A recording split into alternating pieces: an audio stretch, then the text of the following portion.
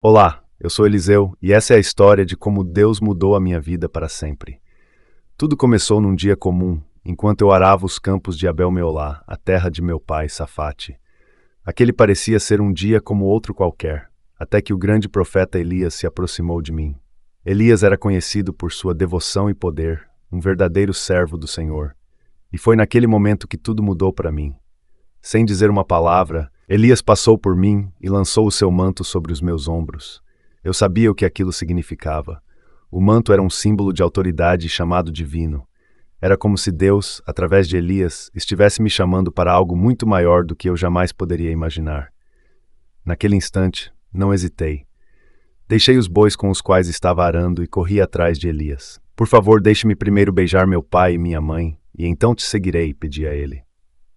Elias, com sua sabedoria e calma, respondeu: Vai e volta, o que te fiz eu? Assim, voltei para minha casa, mas não era um retorno qualquer. Sabia que minha vida estava prestes a mudar completamente. Peguei a junta de bois que estava arando, sacrifiquei-os ao Senhor e usei os próprios instrumentos do arado para cozinhar a carne.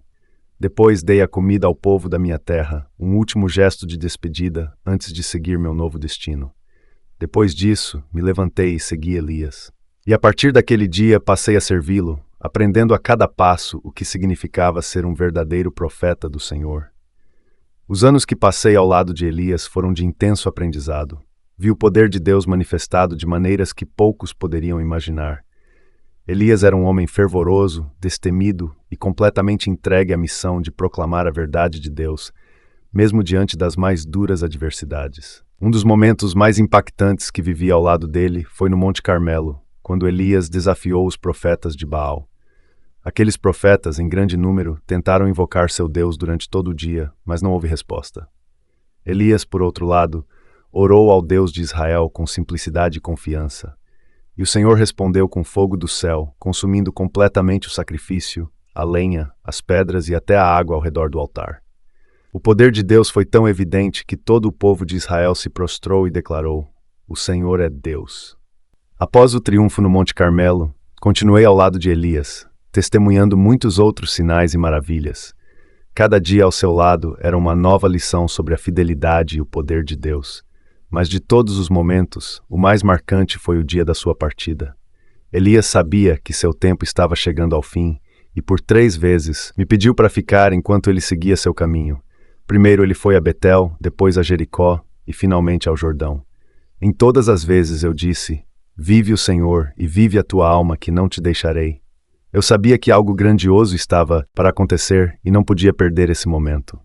Ao chegarmos ao Jordão, Elias pegou seu manto, enrolou e golpeou as águas. Milagrosamente, as águas se abriram e atravessamos em terra seca. Do outro lado, Elias me fez uma pergunta crucial. Pede-me o que queres que eu te faça antes que seja tomado de ti. Sem hesitar, pedi: que haja porção dobrada do teu espírito sobre mim.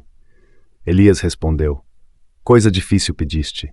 Todavia, se me vires quando eu for tomado de ti, assim se fará, mas se não, não se fará. Enquanto ainda conversávamos, o momento tão esperado chegou. Um carro de fogo, com cavalos de fogo, desceu do céu e nos separou. Elias foi levado ao céu num redemoinho, e eu fiquei ali atônito, mas vendo tudo acontecer. Clamei em alta voz: meu pai, carro de Israel e seus cavaleiros. E nunca mais o vi. Então peguei o manto que havia caído de Elias e, com uma mistura de reverência e determinação, voltei ao Jordão. Diante do rio, peguei o manto de Elias e, assim como ele havia feito, golpeei as águas. Onde está o Senhor, o Deus de Elias? Perguntei. E as águas novamente se dividiram, permitindo-me passar. Naquele momento, soube que o mesmo Deus que esteve com Elias agora estava comigo. Era o começo de uma nova jornada, mas desta vez eu estava pronto para seguir os passos de meu mestre, sabendo que o Espírito de Deus me guiaria em cada passo. Essa é a minha história, uma história de chamado, fé e do poder transformador de Deus. Que o Senhor que me conduziu por esses caminhos também seja o teu guia em cada momento da sua vida. A zombaria dos jovens em Betel marcou um momento de grande intensidade espiritual e emocional para mim, Eliseu. Quando me virei para eles e os amaldiçoei em nome do Senhor, o que aconteceu em seguida foi chocante. 2 ursas saíram do bosque e despedaçaram 42 daqueles jovens.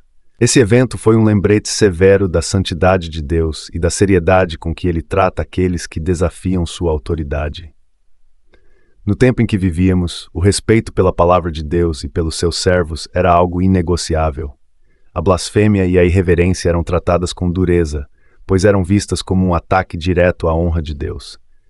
No entanto, após o incidente, enquanto caminhava sozinho, uma série de questionamentos começaram a surgir em meu coração. Embora a zombaria daqueles jovens tenha sido um ataque à minha pessoa, o que estava realmente em jogo era a autoridade divina que eu representava.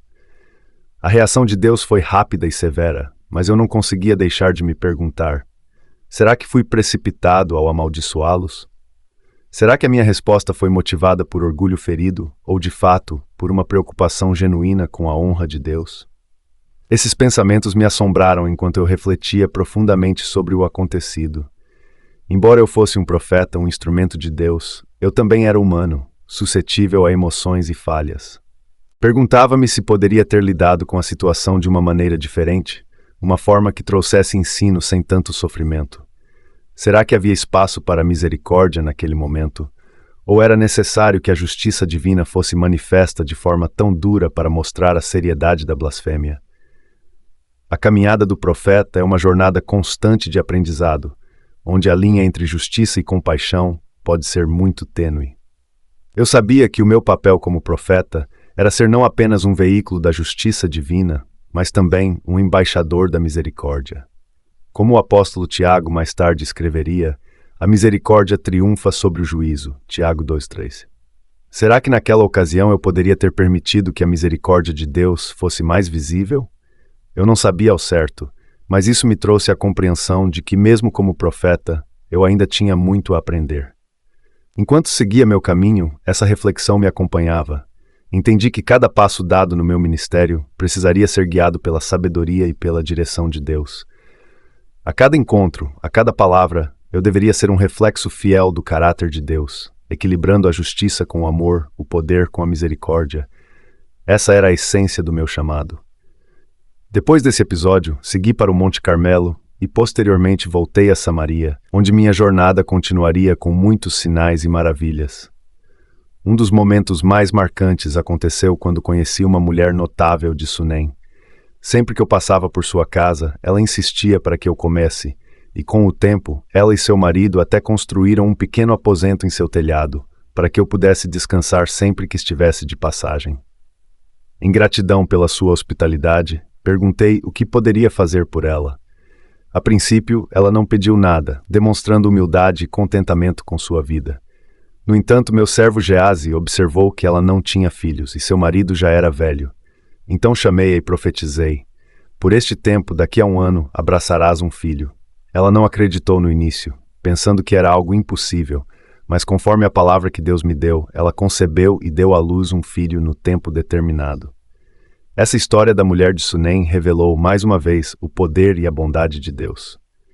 Ele não apenas realiza grandes feitos em momentos de juízo, como o ocorrido com os jovens em Betel, mas também derrama sua misericórdia e graça em momentos de extrema bondade e compaixão, como fez com essa mulher. O nascimento daquele filho foi um milagre que trouxe alegria, não só para ela, mas também para mim, como uma lembrança de que o ministério de um profeta envolve tanto o juízo quanto a misericórdia de Deus.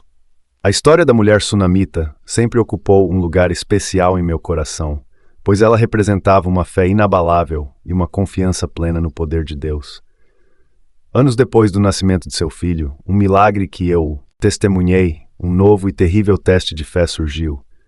O menino, já crescido, foi ao campo encontrar o pai enquanto ele trabalhava com os ceifeiros. De repente, ele se queixou de uma forte dor de cabeça, e o pai, sem saber o que fazer, mandou que o levassem de volta para sua mãe. A tragédia veio ao meio-dia. Nos braços de sua mãe, o menino morreu. A mãe, no entanto, não se entregou ao desespero. Ao invés disso, em uma demonstração de fé extraordinária, ela colocou o corpo do filho no aposento que ela havia preparado para mim, o profeta, e fechou a porta. Sem perder tempo, ela montou em um jumento e partiu diretamente em minha direção.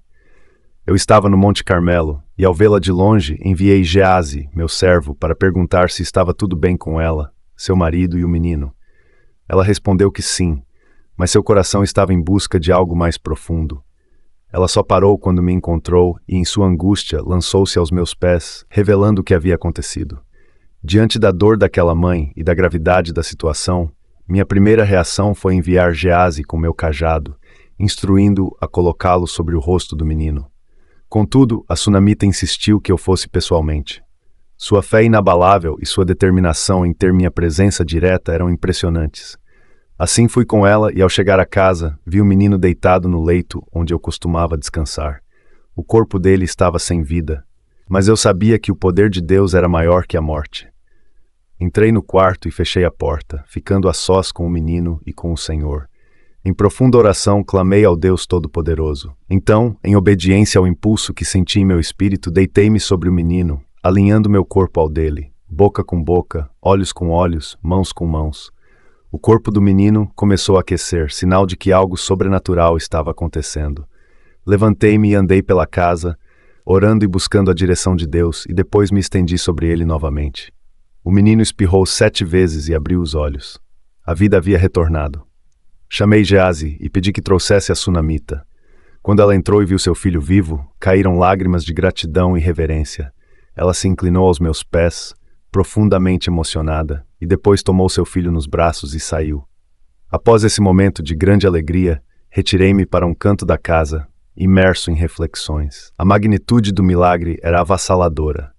Deus, o Criador de todas as coisas, havia restaurado a vida de um menino através de minhas mãos. Contudo, eu sabia que esse poder não vinha de mim. Era o poder de Deus, fluindo através de mim como um simples instrumento. Isso me fez refletir profundamente sobre a natureza da vida e da morte, e sobre o amor compassivo de Deus, que em sua infinita misericórdia havia permitido que aquele menino voltasse à vida. Esse milagre foi mais do que uma demonstração do poder de Deus. Se essa história tocou seu coração, compartilhe esse vídeo com alguém especial. Inscreva-se no canal para mais histórias que nos inspiram a viver com amor e fé. Não esqueça de deixar seu like, nos ajuda muito.